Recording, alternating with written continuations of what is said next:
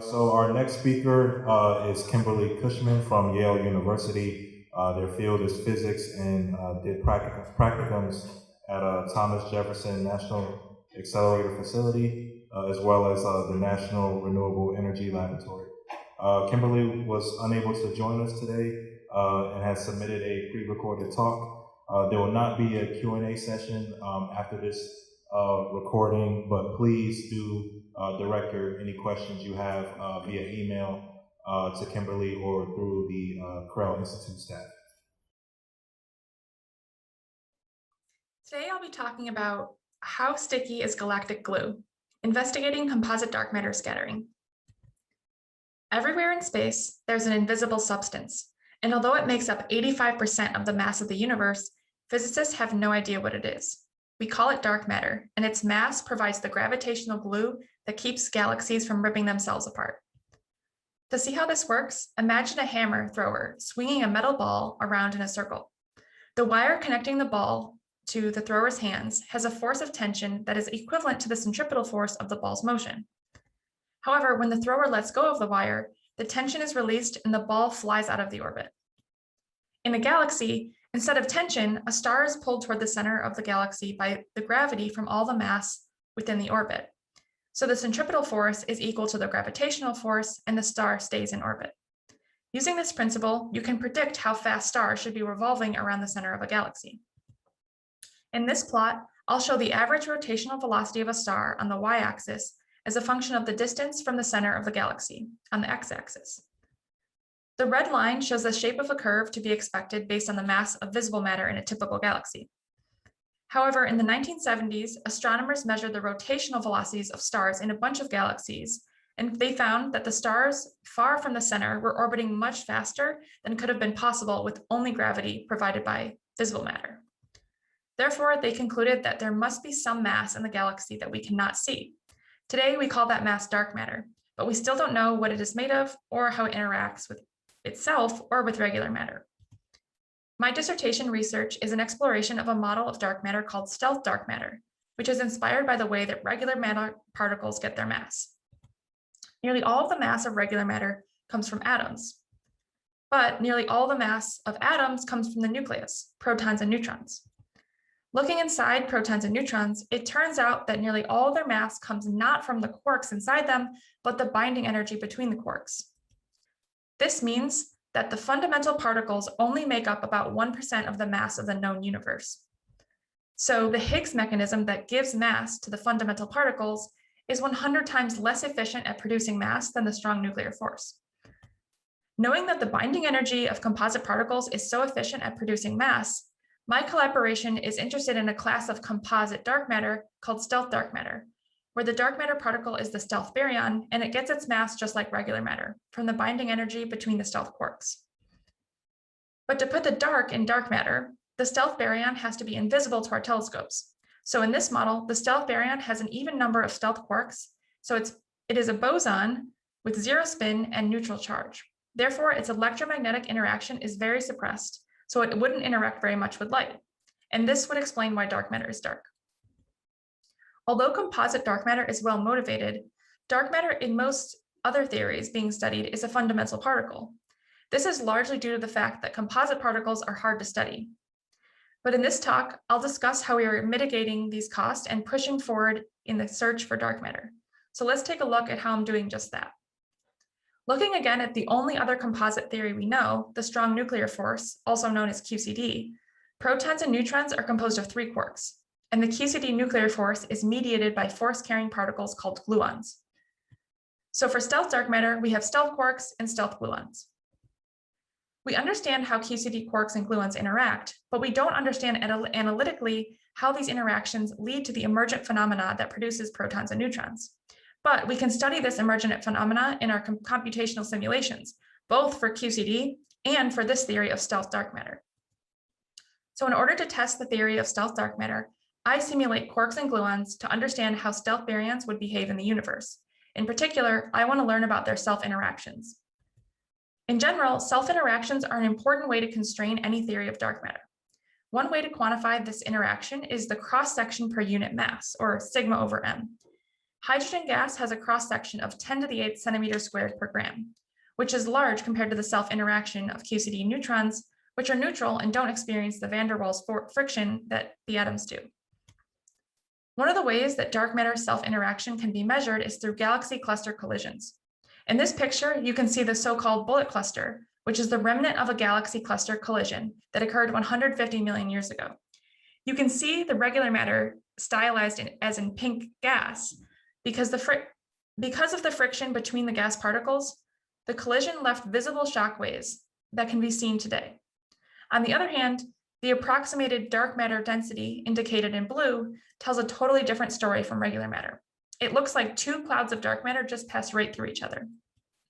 This tells us that dark matter has a lot less friction, and its upper bound is estimated to be about the same as the neutron cross-section per mass, but with much larger uncertainty. Another area of active research is galaxy formation simulations. Galaxies like our closest neighbor Andromeda, pictured here, have spiral arms and galactic cores with high matter densities. Because of its gravitational influence, the distribution of dark matter greatly impacts the formation of these features in galaxies today. Galaxy formation simulations have constrained dark matter self-interactions to about the same degree as galaxy collision studies. So what we've seen so far is that the astrophysical constraints of dark matter are consistent with zero, but may also be around the magnitude of the QCD neutron cross-section. This is where stealth dark matter comes in. Composite particles like neutrons or stealth baryons naturally have a potential for self-interaction due to the residual strong force that kind of leaks out of them. In QCD, we see this residual force in the creation of atomic nuclei. In my work, I'm trying to figure out if something similar happens with stealth dark matter. Are the stealth baryons attractive or repulsive? By how much? Do they form stable nuclei? I sum up all of these questions by asking, how sticky is galactic glue? This question can only be answered using the computational method called lattice field theory that I'll discuss next. Lattice field theory is the only systematically improvable method of studying strongly coupled theories like the strong nuclear force or composite dark matter. We simulate quarks and gluons according to the Lagrangian of the theory in a finite box, like what you see in the visualized simulation here.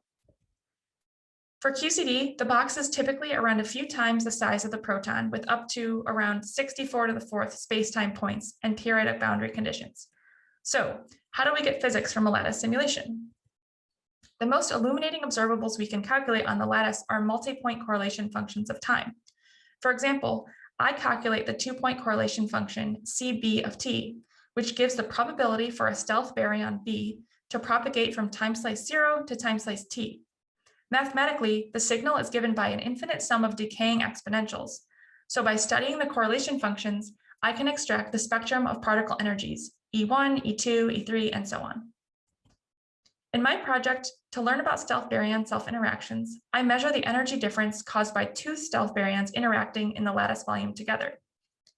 The square of the nth energy state of two baryons together minus the square of 2 times the nth energy state of just one baryon alone is directly related to the self-interacting cross-section that can be compared to astronomical observations.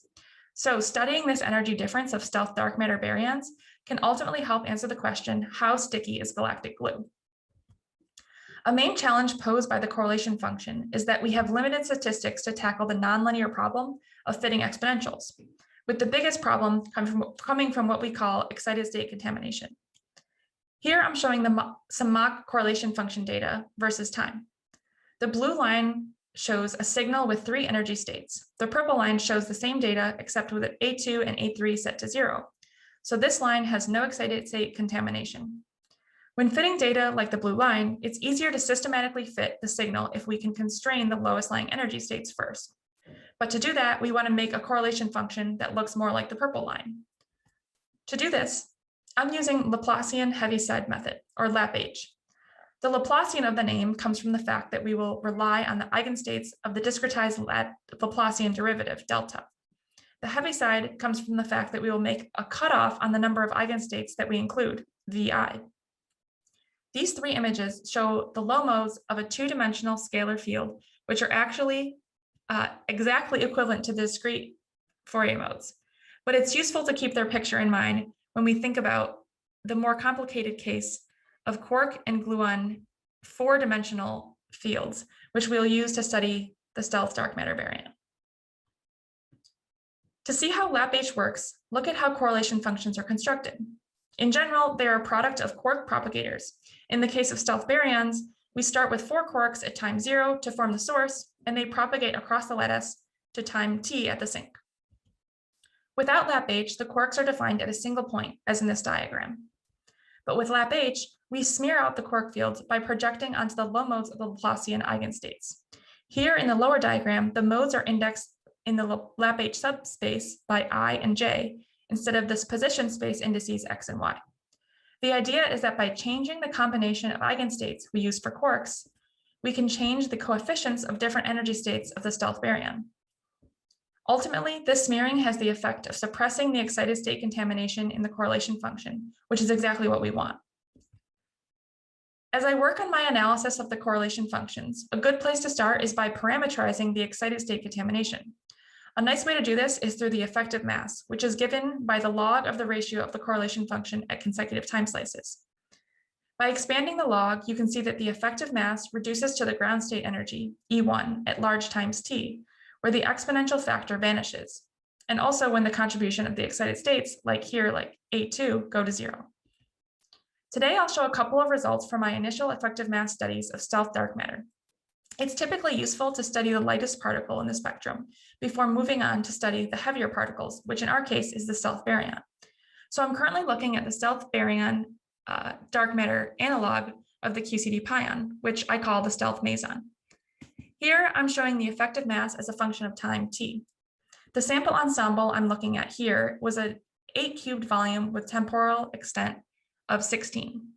Due to the periodic boundary conditions of the lattice, the data is asymmetric in time around the central time.